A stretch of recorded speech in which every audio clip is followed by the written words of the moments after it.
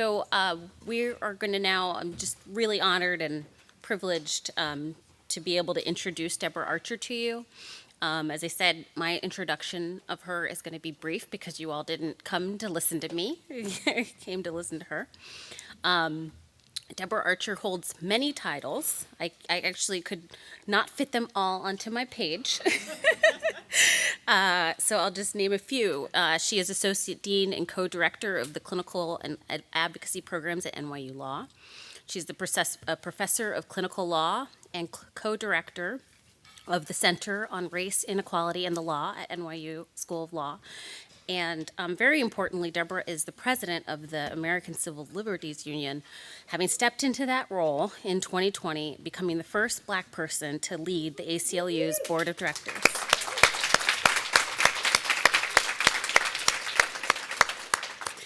So a graduate of Smith College and Yale Law School, Deborah is a sought-after expert in civil rights and civil liberties and racial justice. She has dedicated her life to civil rights advocacy and resistance. In leading the ACLU, Deborah has come full circle. Her first job out of law school, I'm told, was at the ACLU's National Legal Department as a Marvin M. Kirkpatrick Legal Fellow. And with that, we're honored that you were able to join us today, and I present Deborah Archer to you.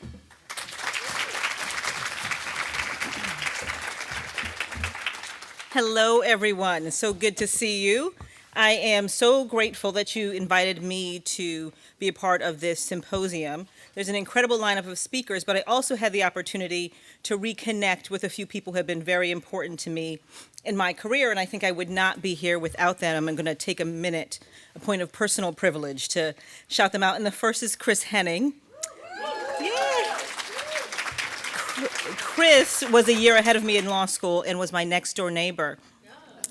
And she had to just gather me up repeatedly, and I appreciate it. She mooted me for my 1L civil procedure exercise. I was so ready that when it was over, the professor was like, "Who's your father? Is your father this mayor and this guy?"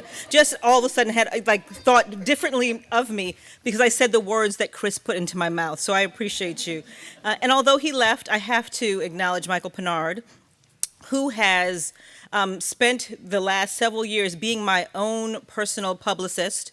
Michael was on a panel once, and in response to a question someone asked him, started to talk about an article that I wrote and explaining how my article answered their question very effectively, and then reached in his bag and pulled out reprints of the article and told them that he was leaving them on the table.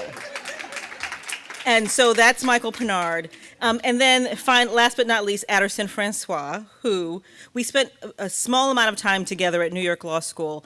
And after that, Aderson has become my distant work spouse, and our clinics have collaborated. We've been on panels together and spent a lot of time together, and he has been a great influence in helping me develop who I am as a clinician. And so always appreciate being in the space with Aderson and not speaking after him, because it's not what you want to do. But again, I'm so happy that you all are having this conversation. It's important to have these conversations on how to address racial inequality through the work that we do. During times like these and from time to time, I think that we all struggle to get up and to keep fighting. And in my office, I have posted several quotes all around the space and phrases that give me inspiration and the kind of kick I need when I'm finding it difficult to get up and do the work. One of the quotes reminds me that I have the same number of hours in the day as Beyonce, so pull your shit together and keep it moving. But a more relevant one to today is a quote from civil rights leader Mary McLeod Bethune, and it says, "If we have the courage and tenacity of our forebears who stood firmly like a rock against the lash of slavery, we shall find a way to do for our day what they did for theirs." And this is, I think, our challenge. It is what I wake up thinking about every morning. It is the question that has kept me going through the last several years that have been really challenging years. And I think that it really should be a call to action for all of us. And the first step in finding the way to do for our day what our ancestors did for theirs is to acknowledge the reality and the scope of the fight that stands in front of us. And as clinicians, if we say that our clinics are fighting for racial justice or that our clinics are anti-racist, our work has to rise to the level of that fight. America is fundamentally an idea, an ethos, a set of principles and demands, and the story of America is, at its heart, a story about the fight to protect and implement those principles and demands, to decide who gets to feel like they belong, who gets to benefit from the unprecedented wealth of this nation, who has access to the opportunities and the potential and the wealth of this nation, who gets to receive the equal protection of our laws, and who gets to live with safety and dignity. And also, importantly, who gets to decide the answers to all of those questions? And in America, you can't answer any of these questions without understanding systemic racism. Systemic racism is fundamentally America's operating system. And what is so remarkable and so heartbreaking about America is how we resist living up to those principles and demands, living up to those promises, and instead defaulting to that operating system. Our systems of racial separation and oppression are malleable. They're creative, so they evolve constantly. America ratified the 15th Amendment and guarantees Black men the right to vote. And then America responds with poll taxes and grandfather clauses and voter ID laws. America makes Jim Crow and housing discrimination illegal. And then America responds with redlining and racially exclusionary housing policies, the criminalization of poverty and living while Black. And I apologize I have a cold, but I didn't want to miss being here. And America makes slavery illegal, and then America responds with mass incarceration and police brutality and racial terror. In his famous poem, Let America Be America Again, Langston Hughes wrote, "Oh, let America be America again, the land that never has been yet and yet must be, the land where every man is free. The land that's mine, the poor man's, Indians, Negroes, me." This is our constant struggle, bridging that gap between the America that was promised and the America that is, helping us bridge the gap and reaching the America in Langston Hughes's poem. And we all have that power to force America to be America. And to bridge that gap and to respond to the creative and evolving nature of racial oppression, our work as clinicians have to evolve. Yet so much, and I would say almost all, of clinical legal education looks exactly like it did when I graduated from law school almost 30 years ago. And over the past several years, we've seen a transformation in the national dialogue around racial justice. Activists and advocates have shown a piercing light on practices that are not only part of America's racist past, but are still central to America's present dehumanization of Black bodies, Black communities, and Black identity. And I have found myself slightly encouraged over these past few years as more and more people have been unable to deny the ugly truth that the light has shown them. More Americans have come to understand that the source of Black America's problems are not in Black people, but in the racism that is woven into the fabric of America. And we are finally pulling on the thread that connects so much of America's systems and laws and structures, and that's the need to control, regulate, exclude, and devalue Black people. But what role will clinicians play in meeting the demands for racial justice?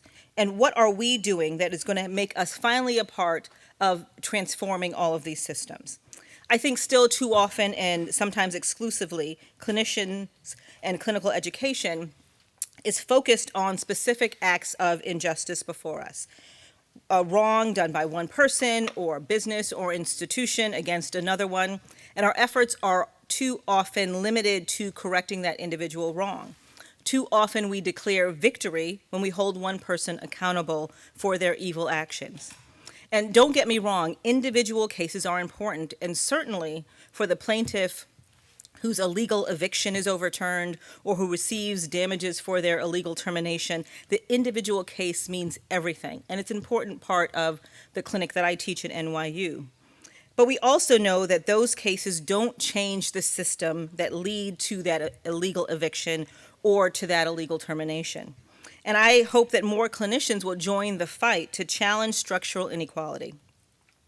It is not enough to speak to our students about systemic and structural racism.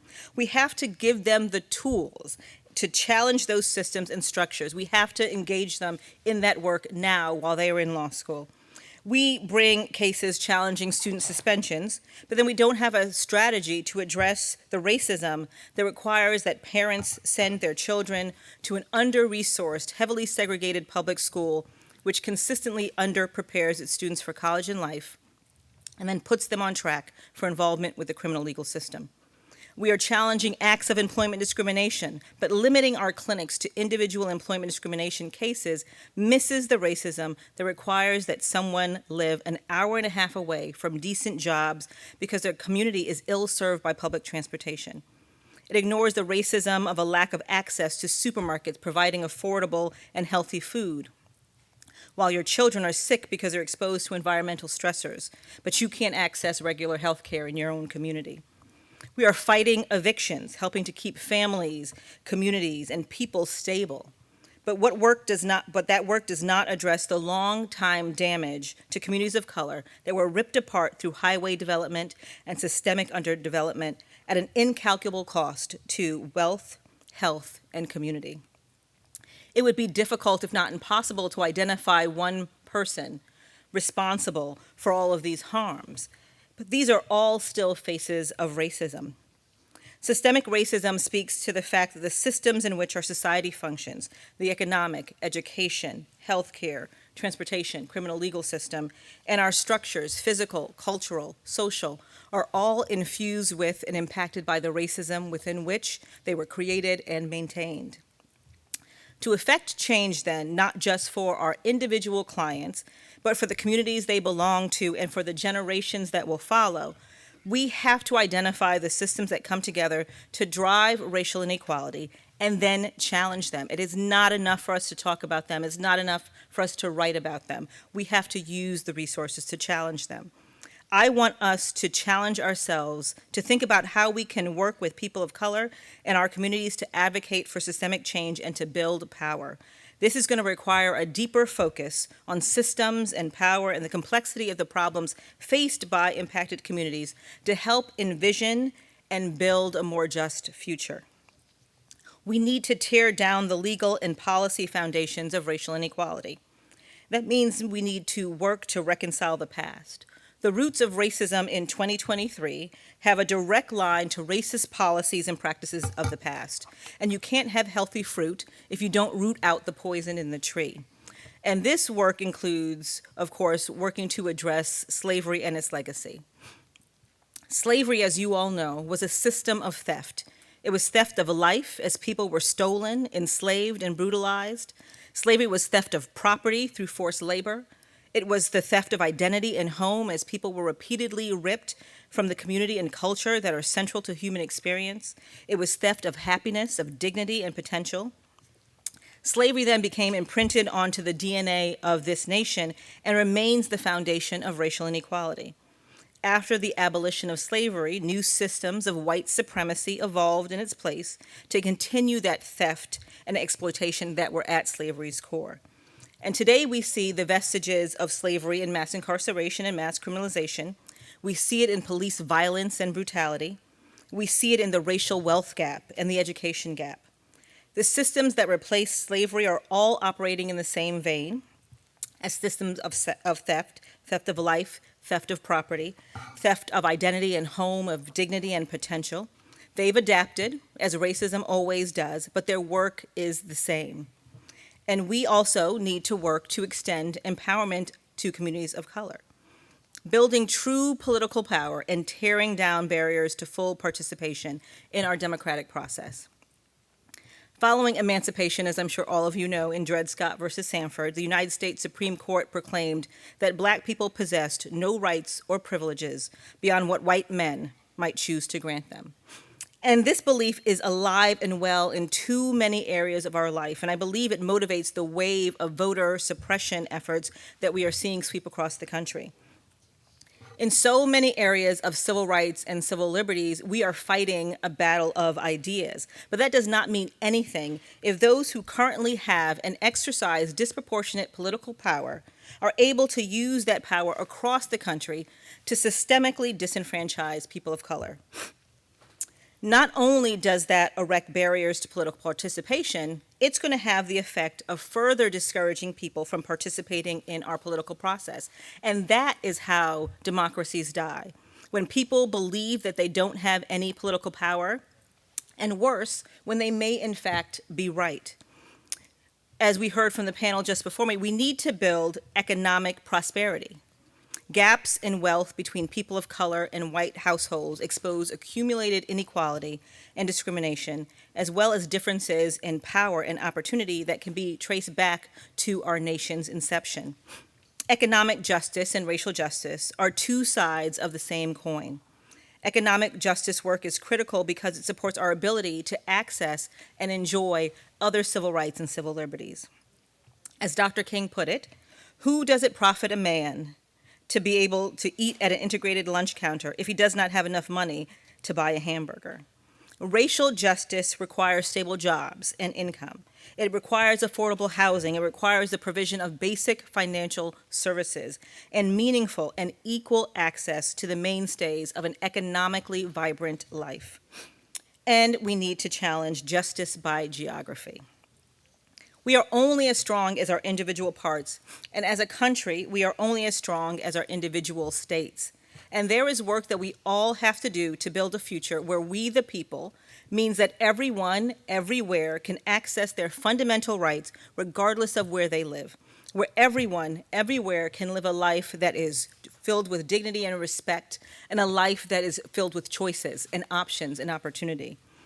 Justice by geography has been a part of America's story from the very beginning. Place and space have long decided whether one is free or faces injustice, whether one has access to opportunity, and the truth is clear today as it has ever been. Our country's union is barely being held together, and the nation's past and present are being mapped across regional lines. We live in two Americas, and geography increasingly determines whether one receives the full rights of citizenship and belonging. Today, the right to vote and the right to make healthcare decisions depends on whether you live in California or Arkansas, in Florida or Illinois. Black voters stood in the baking sun for hours to vote in a Senate race simply because they lived in Georgia. Classrooms have been censored and students have been silenced and fed an alternate version of American history, one that erases the legacy and reality of racial inequality and systemic racial oppression because they live in Florida. And we can't win the fight by only fighting for racial justice in our own backyards. We need to support the people and communities fighting the fight against white supremacy in the communities that perfected it. The communities at the forefront of creative resistance and racial justice and equality need our support, whether or not we live in Washington, D.C. or New York. And finally, we need to work to increase access. In order to level the playing field so that everyone can achieve their highest potential, we have to ensure access to the tools and opportunities necessary to thrive. And this really speaks fundamentally to segregation.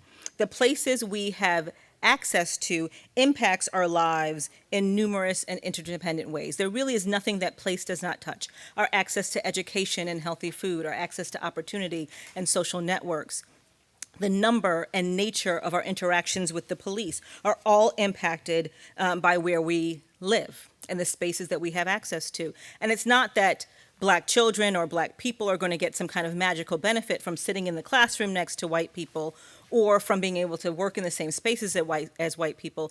It is important because you cannot separate the places that people have access to from the opportunities that people have access to. We all have to rise to this moment, to take advantage of this window of opportunity to deepen and expand our work, to challenge racism in all of its forms. America is at a tipping point on racial justice. It's an opportunity that we have to tear down the architecture of inequality and build the foundation for equality, challenging the systems and structures through which racism continues to constrain the life outcomes of some, but expand the life outcomes of others. For me, it has been about getting back to my work that I did at the Legal Defense Fund, getting back to what I will call my roots, and thinking about what my clinic students and I can do to help tear down the structures of inequality and what we're going to be able to do to help build. And indeed, if we are all serious about racial justice, those are the two questions you have to ask yourselves. What are you prepared to help dismantle? And what are you prepared to help build? Use your resources to tear down the infrastructure of racial inequality and help to build a new American infrastructure, and one that has equity and justice at its core.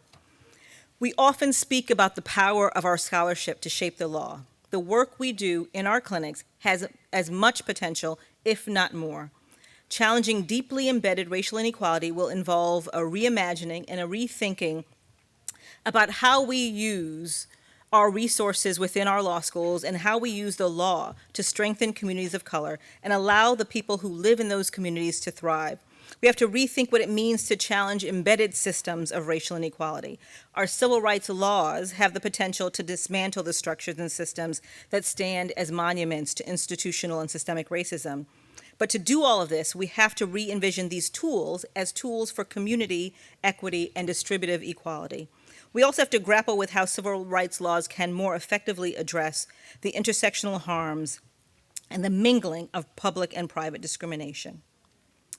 Toward the end of his poem, Langston Hughes makes a promise, and I think it's a promise that we are all called upon every day to embrace. He says, "America, oh yes, I say it plain, America never was America to me, and yet I swear this oath, America will be."